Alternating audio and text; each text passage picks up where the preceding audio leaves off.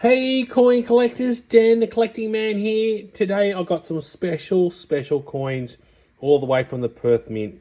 I thought I'll talk through these two coins. I'm going to start off with this Kookaburra and then go into a special Lunar coin that's been released in the last week as well. But I thought this one's a very special coin to look at. So this is the 2024 Kookaburra for the World Money Fair. So a very cool and very significant coin from the Perth Mint, and something that I think is very collectible. So any coins that they often release for the World Money Fair is always a good collectible coin, and has shown some pretty good returns over the years within Australia. So I thought I'd go through this coin, what's so unique about it, and some of the key differences from this and the standard bullion Kookaburra that's been released, and all about the privy mark that's on here as well. So let's first have a look at the coin in detail. So I like it how they've got on the card a blown up version of the coloured Kookaburra that they've put on this picture. So I think that's really cool. So you can really see the details within the Kookaburra itself. And you can see just the way the colouring on this design has come out really well. So that's one thing I always love about the Perth Mint, is they're really able to get that kind of colour and detail to come out on their designs that they put on there. So I like the frosting around the Kookaburra itself, so it really makes it pop out with the mountains there. So some of you may know that this little symbol there, so it's obviously for the Berlin World Money Fair. This is the running man, or kind of the walking man. When you get to a set of traffic lights, that's the kind of symbol you see at the traffic lights, and that's where it first kind of got introduced over there. So that's why they've used that, which I think is a really clever design, to put that on there so you know what country it's from, and it's kind of a unique kind of privy mark. So it'll really be interesting to know if you think having a privy mark on a coin adds much value or not. Sometimes I see a lot of coins with privy marks that they don't really seem to increase much in value, but I think World Money Fair ones and how limited this one is, I think is really cool. So let's have a look on the obverse here. So as you can see, it's minted to 2,500, so very low mintage on this, which I think really adds to that value. So it's got like a little pop out, so you can make it as a little stand on here. And it's got here around the Berlin little design there, the little traffic light man symbol from East Germany back from the 1960s. So really unique.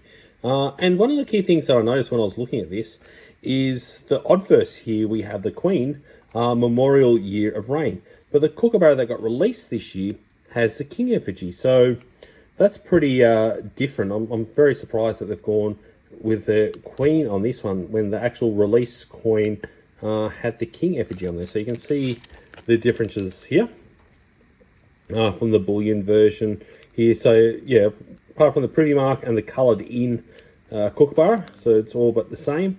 But on here, you've definitely got a different obverse with the Queen and King. I personally prefer this one, the way they've done the frosting around there. It really makes the King pop out. But I've found it quite unique that they've used a different obverse. So potentially this was printed before this was approved, is my gut feeling.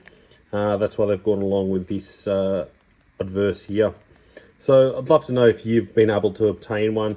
I've seen the prices. They're going up for around the $200 mark now. So originally it was around $80, $90 sale price. So they've already but doubled their value. And I think over time they're going to go up a lot more with the World Money Fair stamp. They're always definitely something collectible, and definitely only having 2,500 of these for a 2024 coin with the Queen obverse on there, it definitely makes it really cool. So it'll be unique to see how many of these are actually in Australia versus how many were sold at the actual World Money Fair itself. I know they're definitely very red hot to collect. So this is definitely something I'm pretty happy to have and add to my collection. So it's always cool to have a few coloured coins within the set.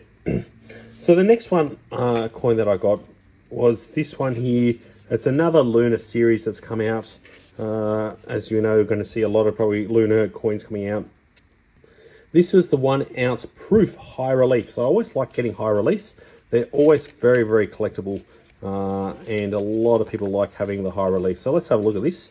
I haven't opened the box yet myself, so we'll try and have a look and see what it looks like. And I've also got the bullion version, so we can compare that as well. So again, I love the Perth Mint and the way they do their packaging.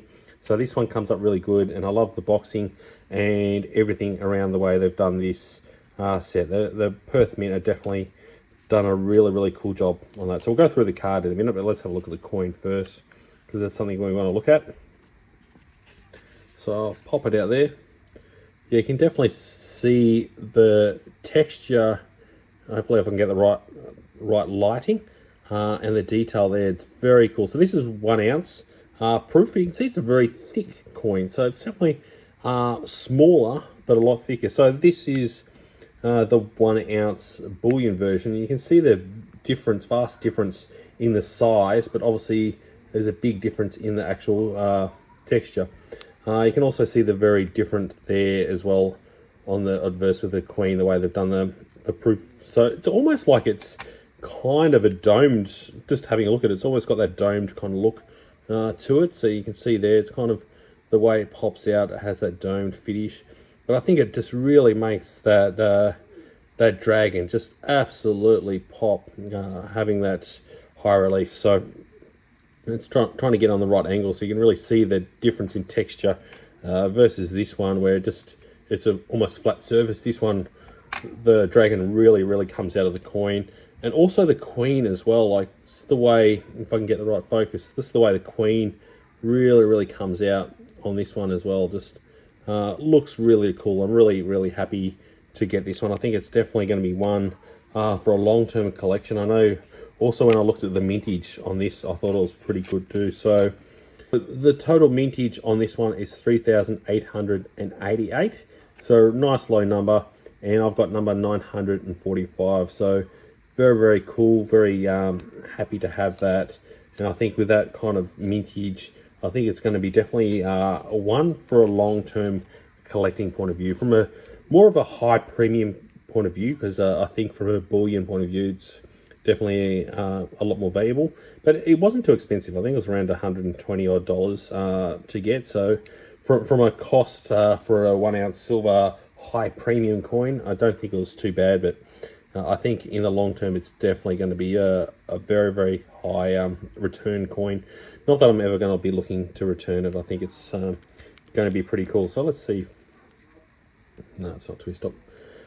So I'd love to know if you've looked at getting some of those. I've seen some other designs as well coming out of the Perth Mint, but I was definitely a bit limited in some of the coins that I could purchase. I'm definitely looking to get the 1 kilo version of this as well. I think that'd be really cool to add to that collection.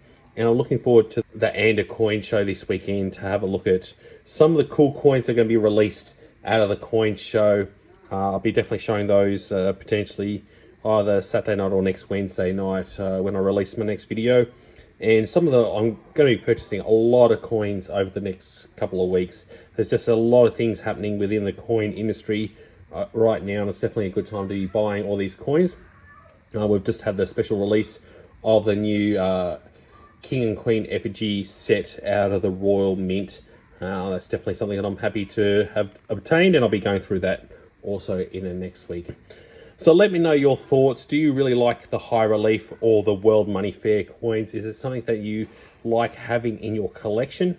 And is it something that you're looking to collect, or were you able to get one?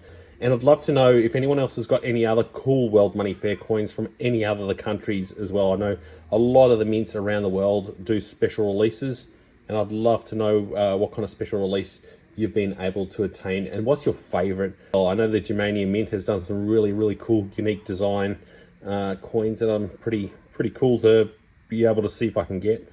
But I'd love to know if you've been able to get one yourself.